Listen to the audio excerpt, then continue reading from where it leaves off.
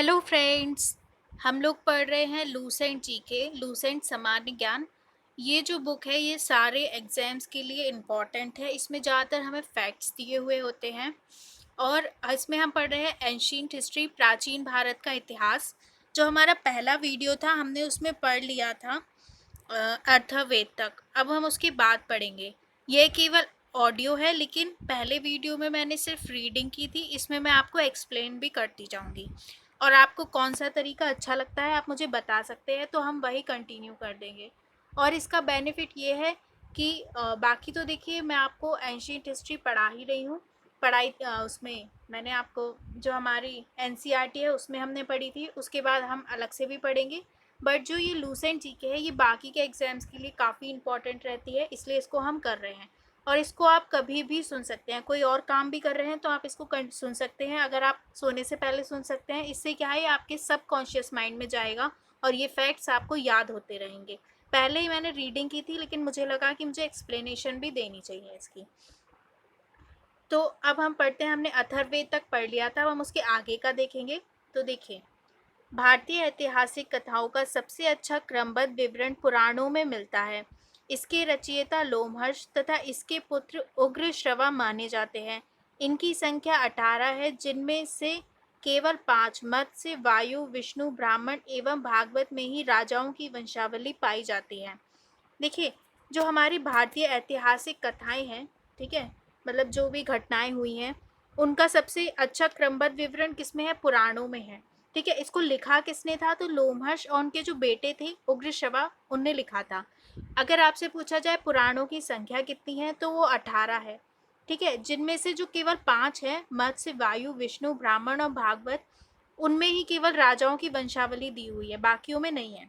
ठीक है, नोट है, पुराणों में मत्स्य पुराण सबसे प्राचीन और प्रामाणिक है। अगर पूछा जाए कि सबसे पुराना पुराण कौन सा है, तो वो मत्स्य पुराण है। अधिकतर पुराण सरल संस्कृत श्लोक में लिखे गए हैं। स्त्रियां तथा शूद्र जिन्हें वेद पढ़ने की अनुमति नहीं थी, वे भी पुराण सुन सकते थे। पुराणों का पाठ पुजारी मंदिरों में किया करते थे। ठीक है, जो हमारे जितने भी पुराण हैं वो ज़्यादातर क्या है? सरल संस्कृत श्लोक हैं। ठीक है, सरल संस्कृत में लिखे हुए श्लोक हैं वो।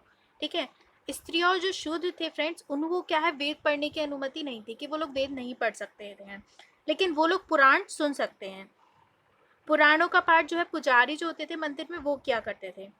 देखिए, स्त्री की सर्वाधिक गिरी हुई स्थिति मैत्रेयनी संहिता से प्राप्त होती है, जिसमें जुआ और शराब की भांति स्त्री को पुरुष का तीसरा मुख्य दोष बताया गया है। तो देखिए, जो स्त्री है उसकी जो सबसे खराब स्थिति मैत्रेयनी संहिता में है, अगर आपसे पूछा जाए। ठीक है, जिसमें स्त्री को जुआ और शराब की भांति स्त्री को पुरुष का तीसरा मुख्य दोष बताया गया है। ये चीज़ें अच्छी नहीं है, लेकिन ये जो हमें जो पुरानी चीज़ें हैं, जो फैक्ट्स हैं, वो हमें याद करने हैं, जो दिया हुआ है। ठीक है, शतपथ ब्राह्मण में स्त्री को पुरुष का अर्धांगिनी कहा गया है। जो शतपथ ब्राह्मण है उसमें कहा है कि स्त्री जो है वो पुरुष की अर्धांगिनी है, आधा अंग। ठीक है, उसके बाद है स्मृति ग्रंथों में सबसे प्राचीन और प्रामाणिक मनुस्मृति मानी जाती है। ये शुंग काल का मानक ग्रंथ है। नारद स्मृति गुप्त युग के विषय में जानकारी प्रदान करता है। अगर देखिए स्मृति ग्रंथ होते हैं, उनमें पूछा जाए सबसे पुरानी कौन सी है, तो वो मनुस्मृति है। ये शुंग काल की है। ठीक है, कौन से टाइम की है पूछा जाए तो ये शुंग काल की है। नारद स्मृति गुप्त युग, जो हमारी नारद स्मृति है वो गुप्त काल के समय की जानकारी देती है। नेक्स्ट, जातक में बुद्ध की पूर्व जन्म की कहानी वर्णित है। हीनयान का प्रमुख ग्रंथ कथावस्तु है, जिसमें महात्मा बुद्ध का जीवन चरित्र अनेक कथानिकों के साथ वर्णित है। ठीक है, अगर आपसे पूछा जाए कि बुद्ध की पूर्व जन्म की कहानियां जो हैं वो किस में दी हुई है, तो वो जातक में दी हुई है। पूछा जाए हीनयान का प्रमुख ग्रंथ कौन सा है, तो वो कथावस्तु है, जिसमें महात्मा बुद्ध का जीवन चरित्र अनेक कथानकों के, उनका मतलब कथावस्तु में क्या है? देखिए, कथा से याद रखिए कि महात्मा बुद्ध के जीवन चरित्र के अनेक कथानक दिए हुए हैं। ठीक है, और ये हीनयान का प्रमुख ग्रंथ है, हीनयान और महायान। ठीक है, जो बौद्ध धर्म था उसके दो पार्ट थे। जैन साहित्य को आगम कहा जाता है। जैन धर्म का प्रारंभिक इतिहास कल्प सूत्र से ज्ञात होता है। जैन ग्रंथ भगवती सूत्र में महावीर के जीवन कृत्यों तथा अन्य समकालिकों के साथ उनके संबंधों का विवरण मिलता है। ठीक है, अगर पूछा जाए आपसे जैन साहित्य को क्या कहते हैं, तो जैन साहित्य को हम आगम कहते हैं। और अगर पूछा जाए जैन धर्म का प्रारंभिक इतिहास किससे ज्ञात होता है, तो फ्रेंड्स वो कल्प सूत्र से हमें जैन धर्म का प्रारंभिक मतलब स्टार्टिंग की हिस्ट्री पता चलती है। अब पूछा जाए जैन ग्रंथ भगवती सूत्र में महावीर के जीवन कृत्यों, अगर पूछा जाए जो महावीर थे उनके जीवन कृत्यों मतलब जीवन के जो कार्य थे उनका किसमें वर्णन है, तो भगवती सूत्र में है। ठीक है, अर्थशास्त्र के लेखक चाणक्य, कौटिल्य और विष्णुगुप्त हैं। यह 15 अधिकरणों तथा 108 प्रकरणों में विभाजित है। इससे मौर्यकालीन इतिहास की जानकारी प्राप्त होती है। ठीक है, अर्थशास्त्र के लेखक कौन है, चाणक्य, जिनको कौटिल्य या विष्णुगुप्त भी बोला जाता है। ये जो अर्थशास्त्र है वो 15 अधिकरणों और 108 प्रकरणों में बटी हुई है। ठीक है, इससे हमें किसकी जानकारी प्राप्त होती है, तो मौर्यकालीन इतिहास की जानकारी मिलती है। नेक्स्ट, संस्कृत साहित्य में ऐतिहासिक घटनाओं को क्रमबद्ध लिखने का सर्वप्रथम प्रयास कल्लड़ के द्वारा किया गया। कल्लड़ द्वारा रचित पुस्तक राजतरंगिणी है, जिसका संबंध कश्मीर के इतिहास से है। तो देखिए जो हमारा संस्कृत साहित्य है उसमें ऐसा नहीं है कि एक जो हमारी पुरानी घटनाएं ऐतिहासिक उनका क्रमबद्ध लिखी हुई हो, ऐसा नहीं है हमारे साहित्य में। लेकिन सबसे पहला ऐसा साहित्य कौन सा है जिसमें जो ऐतिहासिक घटनाएं उनको क्रम से लिखने का प्रयास किया गया, तो वो राजतरंगिणी है। उसको लिखा किसने था, कल्लड़ ने। और इसमें क्या है, ये किससे रिलेटेड है, तो ये कश्मीर के इतिहास से रिलेटेड है। अरबों की सिंध विजय का वृत्तांत चचनामा लेखक अली अहमद में सुरक्षित है। तो देखिए अगर पूछा जाए कि अरबों की सिंध विजय हमें किस में मिलती है, उससे पता चलती है, तो देखिए चचनामा जो है जिसके लेखक थे अली अहमद, उसमें दी हुई है अरबों की सिंध विजय का वर्णन। नेक्स्ट, अष्टाध्यायी संस्कृत भाषा व्याकरण की प्रथम पुस्तक के लेखक पाणिनि है। इससे मौर्य के पहले का इतिहास तथा मौर्यकालीन राजनीतिक अवस्था की जानकारी प्राप्त होती है। तो देखिए जो अष्टाध्यायी है उसके लेखक कौन है, पाणिनि। अष्टाध्यायी क्या है, संस्कृत भाषा व्याकरण, जो हमारी संस्कृत भाषा का जो व्याकरण है उसकी प्रथम पुस्तक है अष्टाध्यायी। इसके लेखक है पाणिनि। इससे क्या है, मौर्य के जो पहले का इतिहास तथा मौर्य युगीन राजनीतिक अवस्था की हमें जानकारी मिलती है। नेक्स्ट, कात्यायन की गार्गी संहिता एक ज्योतिष ग्रंथ है, फिर भी इसमें भारत पर होने वाले यवन आक्रमण का उल्लेख मिलता है। ठीक है, कात्यायन जो है उनकी जो गार्गी संहिता जो उन्होंने लिखी है वो एक ज्योतिष ग्रंथ है। ठीक है, इससे क्या है, भारत पर होने वाले यवन आक्रमण के बारे में हमें पता चलता है। नेक्स्ट, पतंजलि पुष्यमित शुंग के पुरोहित थे। इनके महाभाष्य से शुंगों के इतिहास का पता चलता है। देखिए जो पतंजलि थे वो क्या थे, पुष्यमित शुंग जो था उसके पुरोहित थे। इनके महाभाष्य से इन्होंने जो महाभाष्य लिखा उससे हमें शुंगों के इतिहास की जानकारी मिलती है। अब देखिए कुछ पुराण है उनसे संबंधित वंश है। तो देखिए विष्णु पुराण जुड़ा हुआ है मौर्य वंश से, मत्स्य पुराण जुड़ा हुआ है आंध्र सतवाहन से, वायु पुराण जुड़ा हुआ है गुप्त वंश से। अब देखिए कुछ विदेशी यात्रियों से मिलने वाली हमारी प्रमुख जानकारी है वो हम देखेंगे। तो पहले हम देखेंगे यूनानी रोमन लेखक। ठीक है, कुछ विदेशी यात्री थे जो भारत आए। ठीक है, उन्होंने भारत के बारे में जानकारी दी। तो पहले जो थे वो सबसे पहले आए थे यूनानी रोमन लेखक। तो इनमें हम पढ़ेंगे, देखिए पहला है टेसियस। ठीक है, यह ईरान का राजवैद्य था। भारत के संबंध में इसका विवरण आश्चर्यजनक कहानियों से परिपूर्ण होने के कारण अविश्वसनीय है। तो टेसियस आया था, ये कौन था, ये ईरान का राजवैद्य था।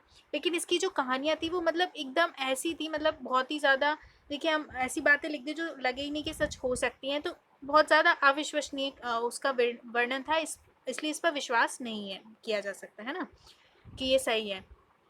दूसरे थे हेरोडोट्स। इसे इतिहास का पिता कहा जाता है। इसने अपनी पुस्तक हिस्टोरिका में 5वीं शताब्दी ईसा पूर्व के भारत फारस के संबंध का वर्णन किया है, परंतु इसका विवरण भी अनुश्रुतियों अफवाहों पर आधारित है। दूसरा देखिए हेरोडोट्स को कहते हैं इतिहास का पिता। ठीक है, इसने कौन सी बुक लिखी, हिस्टोरिका, जिसमें जो हमारी 5वीं शताब्दी ईसा पूर्व के समय के जो भारत फारस के संबंध थे उसका वर्णन मिलता है। लेकिन इसमें भी क्या है, अफवाहें के आधार पर ये लिखी हुई है। तीसरा है सिकंदर के साथ आने वाले लेखकों में निर्याकस, आनेसिक्रेटस तथा ऑस्ट्रीबुलस के विवरण अधिक प्रमाणित और विश्वसनीय है। सिकंदर के साथ जो लेखक आए थे निर्याकस, आनेसिक्रेटस और आस्ट्रोबुलस, इनके जो विवरण है वो ज़्यादा प्रामाणिक माने जाते हैं। चौथा है मैगस्थनीज। यह सेल्यूकस निकेटर का राजदूत था जो चंद्रगुप्त मौर्य के दरबार में आया था। इसने अपनी पुस्तक इंडिका में मौर्य युगीन समाज और संस्कृति के विषय में लिखा है। फ्रेंड्स, ये इंपॉर्टेंट है। मैगस्थनीज जो है इसने कौन सी बुक लिखी थी? इंडिका। उसमें क्या दिया हुआ है? मौर्य, जो मौर्य काल था उसके समाज और संस्कृति के विषय में लिखा है। ठीक है, और ये कौन था? ये सेल्यूकस निकेटर का राजदूत था जो चंद्रगुप्त मौर्य के दरबार में आया था। ये इनके बारे में हमें याद रखना होता है। पांचवा है डाइमेकस। यह सीरियन नरेश आंटियोकस का राजदूत था जो बिंदुसार के दरबार में आया था तथा इसका विवरण भी मौर्य युग से संबंधित है। डाइमेकस कौन था? सीरिया के जो नरेश थे आंटियोकस, उसका राजदूत था। किसके दरबार में आया था? बिंदुसार के। और इसका विवरण भी मौर्य काल से रिलेटेड है। सिक्स्थ है डायोनीसियस। ये मिस्र नरेश टॉलमी फिलेडेल्फस का राजदूत था जो अशोक के दरबार में आया था। डायोनीसियस कौन था? जो मिस्र के राजा थे टॉलमी फिलेडेल्फस, उनका राजदूत था। और किसके टाइम पे आया था? अशोक के टाइम पे, अशोक के राज दरबार में। सेवेंथ है टॉलमी। ठीक है, इसे दूसरी शताब्दी में भारत का भूगोल नामक पुस्तक लिखी। अगर पूछा जाए भारत का भूगोल नामक पुस्तक किसने लिखी, तो टॉलमी ने। आठ है प्लिनी। इसने प्रथम शताब्दी में नेचुरल हिस्ट्री नामक पुस्तक लिखी। इसमें भारतीय पशु, पेड़ पौधों, खनिज पदार्थों आदि के बारे में जानकारी मिलती है। तो देखिए, जो प्लिनी है उसने कौन सी बुक लिखी? नेचुरल हिस्ट्री, है ना। और उसके बाद 9 है पेरिप्लस ऑफ द इरिथ्रियन सी। ये इंपॉर्टेंट बुक है। इस पुस्तक के लेखक के बारे में जानकारी नहीं है। यह लेखक करीब 80 ईस्वी में हिंद महासागर की यात्रा पर आया था। उसने उस समय के भारत के बंदरगाहों और व्यापारिक वस्तुओं के बारे में जानकारी दी। देखिए, पेरिप्लस ऑफ द इरिथ्रियन सी जो बुक है उसकी ये नहीं पता है कि वो किसने लिखी है, लेकिन भारत के बंदरगाहों और व्यापारिक वस्तुओं के बारे में उस समय की महत्वपूर्ण जानकारी इसमें है।